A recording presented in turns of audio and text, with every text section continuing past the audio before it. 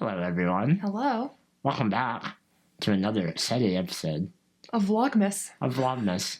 Today we're doing our top 10 most frequently asked questions. These are going to be things that if you're a diehard fan, you might already know. But we're going to bring new life to them, and we want to consolidate all of this info into one video. Yeah, our idea for this is for it to live on like the homepage of our channel. Yes. So that if people come in, that is the first thing they see. They can learn all about us. Yeah, it answers all those questions up front. And this is a chance for you to test your knowledge. See how many of these you already knew. If you get them all right, you are invited on a 2-month trip to Minneapolis. Wow. Where you will be wined and dined every single day by Hannah, not me. I'm not involved. Hannah will wine and dine you. You will live in our basement as if you were one of us. So take it seriously, okay? 8 full weeks. The stakes are high. The second runner-up gets a $5 McDonald's gift card. All right, let's begin.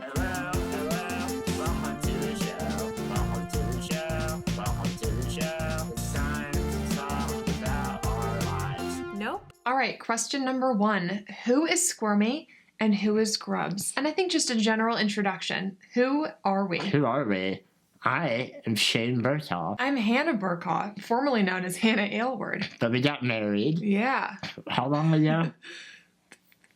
December. We got married. 4 months? The point is we're married. Yeah. And Squirmy and Grubs are our nicknames for each other. Mm-hmm. The ones that we gave each other like on the second day of our relationship, which is a bit weird. I know. So I'm Squirmy, and Shane calls me that because he claims that I roll around in bed at night, like I never lay still, and I keep him awake. You gyrate. Okay. Constantly. Mm-hmm. You roll, you toss, you kick.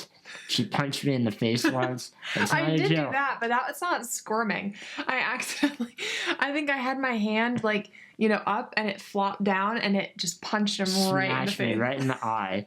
When I was like slightly asleep, and there is no scarier way to be awoken than being punched in the eye. That was unrelated to the nickname, though, I think. So Hannah is Squirmy, and I am Grubs. Because my hands sweat. Yeah. Profusely. They're always slightly grubby. They're just a little bit sweaty, so I call him Grubs. Do you remember on our first date, we held hands? Uh-huh. My hands were sweating. I don't remember them being wet, though. Yours were probably sweating, too. Mine probably were also, so I didn't notice. Thank God. I think they felt nice and dry in my memory, so that's good. So Hannah has always called me Grubs. Yep. Because I'm grubby. Mm-hmm. Grubs are grubby. Very, very often when we tell people who is who, they're like, oh, I thought it was the opposite. Yeah, people think that I'm Grubs because I like food and I eat a lot. You know, like in videos, I've just been shown eating a lot. So people think that I'm Grubs. And that I don't know why they would think I think it's just that's the reason. So you must be Squirmy. I look squirmy. Yeah, like a squirrely little... I think I'm insulted by all of you who thought that. All right, so that's who we are. Yep. Question number 2. What is Shane's disability? I was born with a neuromuscular genetic disease, that's a mouthful, I'm tired now, called spinal muscular atrophy that essentially makes all of the muscles in my body very weak, and my body is not able to preserve muscle. So over time, I get weaker. So yeah, Shane got weaker as he got older for the first 25 years of his life. And then there was a treatment that came about. A breakthrough treatment. Yes, like 4 years ago. And he took that, and then there was another treatment, and he just recently switched to that.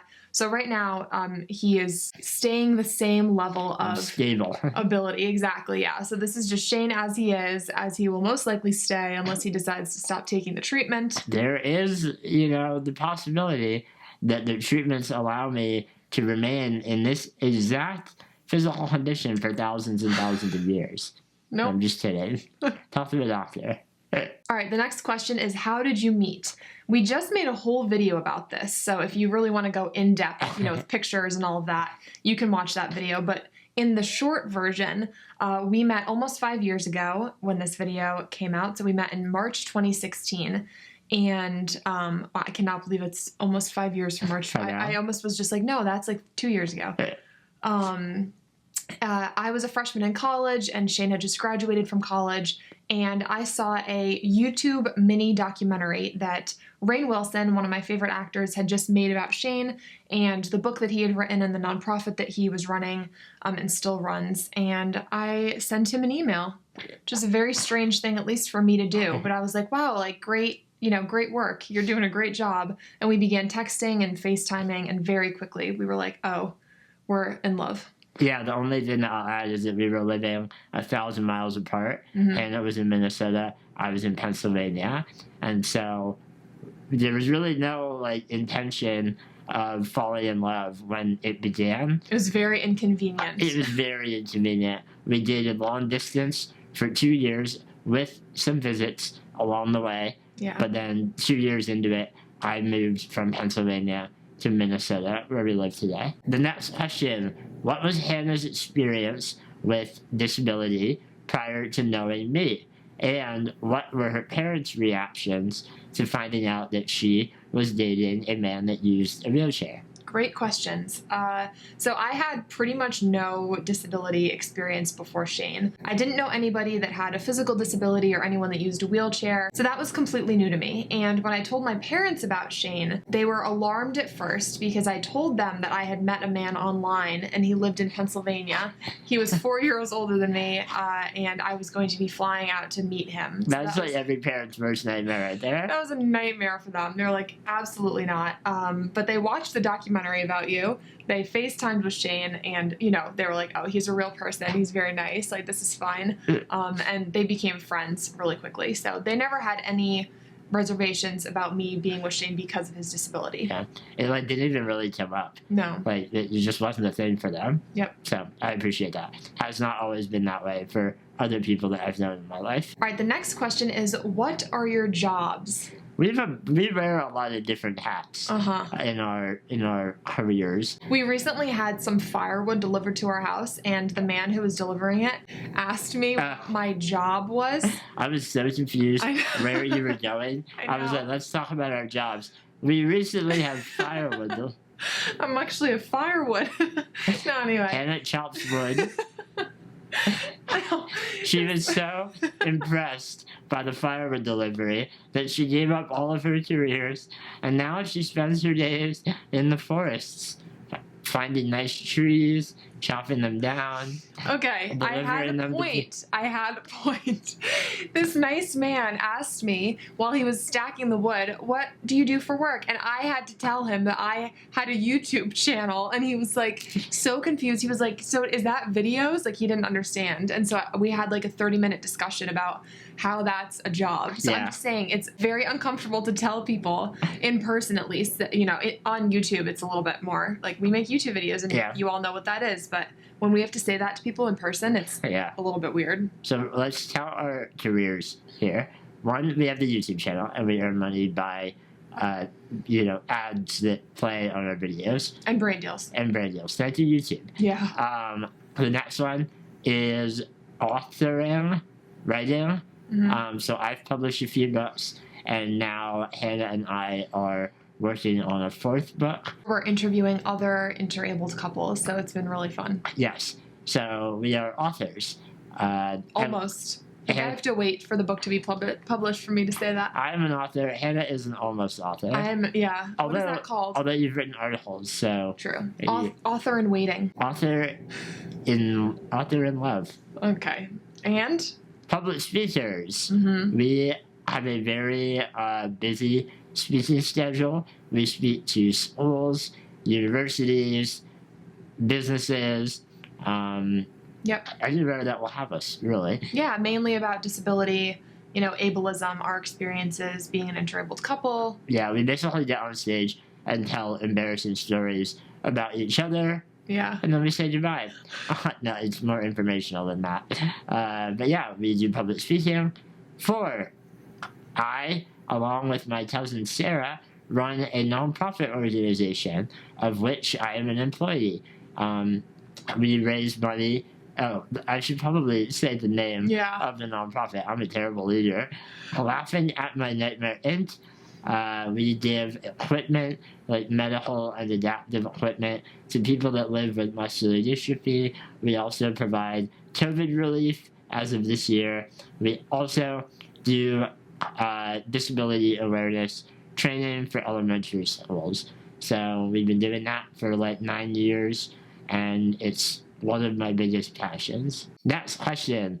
What is the purpose of your YouTube channel, and like why did you begin? We started our channel originally as just like a hobby, and as we gained more subscribers, we realized that we had a platform to talk about real issues. So now we do a mix of like day in the life and vlog type videos and more message-driven videos about ableism and inaccessibility and more serious topics like that. Nailed it. All right, the next question is sort of like 3 questions. It's, do you want a family? And can you have kids? And can you have sex? All those kinds of questions. Yeah, I mean, really our most asked question is, can you have sex? We've done a whole series on that. The answer is yes.